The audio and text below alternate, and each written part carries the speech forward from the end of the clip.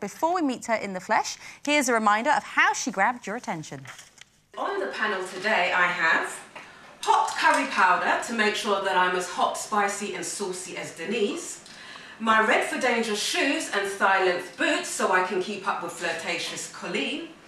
My hot pink matching underwear so that I'm abreast with Carol. A bottle of wine, my cup and a mic so I can have a tummy tickling sing-song after a drink with Jane. And a very special vibrating gift for panellist Judge Sherry. Really handy, Sherry, in the midst of a drought. Please welcome Deanne Nelson Henry.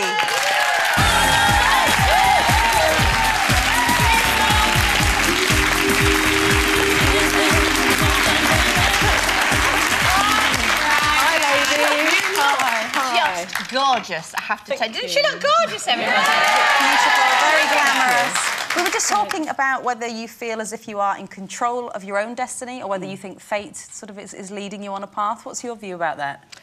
Oh, I definitely think you're in control of your own destiny. You're with Jane, then? Yes. You're in Jane's. Yes, I'm with you, Jane, definitely. But have you always been, though?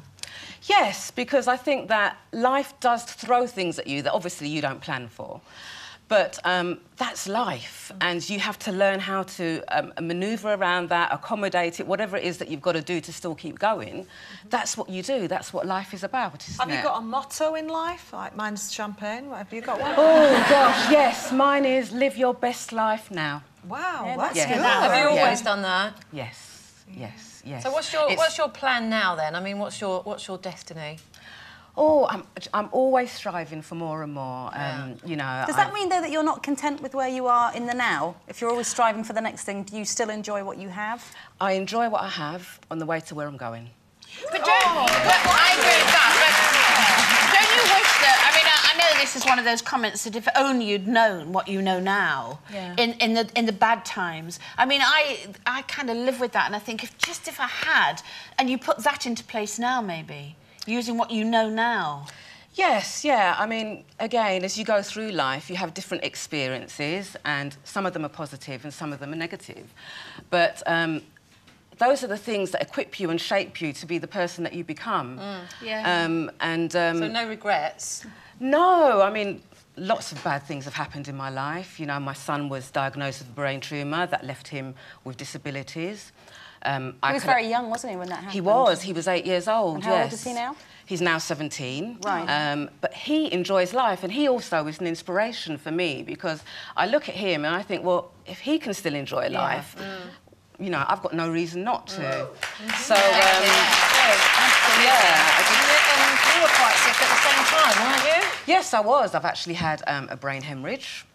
Which obviously wasn't, you know, a pleasant experience, but, you know, I could have died. And for me, it's helped me to take the motto on that, you know, you've got to live your best life now. If you want to do something, go for it. You know, you control where you're going. But it's all sort of come right in the end for you, hasn't it? Because you finally met Mr. Right and married him, I have. Brian. Yes, yes. And you're a very successful businesswoman. Quite a variety of businesses, aren't they? Yes, yes. I've got four businesses. Are you frightening? Not at all. Are you frightening to men? Because you're ambitious, obviously. Yes. I don't think I'm frightening to men. I think, actually, that men find that quite attractive in me. And I think the men that probably would find it intimidating are men that lack ambition. I think you attract what you are. Yeah. And if I'm ambitious, I'm going to attract an ambitious man. That's what I want. I don't want a man that lacks ambition. Have you always been that person? Have you always been very ambitious, even when you were very young? Has that been part of your nature? Yeah, my mother would say, gosh, Deanne, she's always going for something else and something else. I've always just been driven.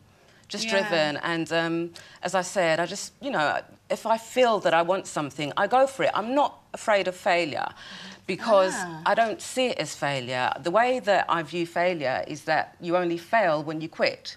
Where did you get your entrepreneurial spirit, though? I mean, what were your parents like? What was it like growing up? Where did you get that from? I would say my parents. Yeah. My dad was a carpenter, but he worked for others in the earlier years, but he also had his own business. And the same thing with my mum. She was a caterer, and she baked and did wedding cakes and things like that. So I was always around them. That, you know, they were always sort of making business for themselves. Because you left school at 16, didn't you? Yeah, Mm-hmm. and you were thinking about university and you didn't go. That's right. Yeah, I was just interested went out in to work. boys. Hey, listen, we've got something in common. You got married in the Caribbean, like I did. Yes. But I had no problem with my wedding photos, but you had a bit of a problem. Oh yes, I did. I What, did. Was there somebody in the way or something? Oh gosh, yes. This is a really funny story, actually. We got married in the Caribbean, and we went down to the beach to take some pictures, as you do. So there was a lovely palm tree, and the photographer said to my husband and I, it would be good for you to take some pictures under that palm tree, under the shade. There were two women sitting there at the time, and he said, I'll just go and ask them to move. So he went, and he was over there for a rather long time. So I said to Brian, what do you think he's doing? So he said, I don't know, but just wait for him to come back. So he came back and he said, they don't want to move. And you never guess what. He said, what? He said, it's Janet Jackson. Hey! Janet Jackson ruined your wedding photos. Oh, my God. Jackie. So anyway, he said, I'm going to go back over and ask again. So as he went over, I said to Brian, he better move, or if he doesn't, I will. So there I was, like, Brian, I'm going. Went to walk off. Brian was standing on the train of my wedding dress. No! Ripped the train off. Oh, yeah. Listen, we're almost out of time, Deanne. It's been an absolute delight to have you. Thank you so much for joining us. Deanne Nelson Henry, everyone.